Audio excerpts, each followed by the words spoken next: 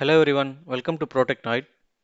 In this video, I will show you how to get a YouTube mini player overlapping on all windows. So first, open a YouTube video of your choice. Let me mute it. Right click on the video twice. One, two. So you will get this option here. In that, select picture in picture. So now you can see the mini player is opened and you can play the video here.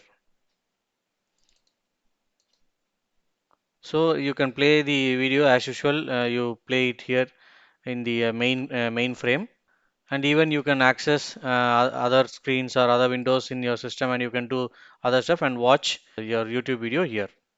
So this is how we need to get the YouTube mini player on all screens. So in case if you want to close this mini player and go back to the normal video playing mode, all you need to do is click on this back to tab button here and you will be back here. So friends, I hope you found the solution you are looking for. If there are any other issues, let me know in the comment section. Please like, share and subscribe. I'll see you in the next one. Thank you guys.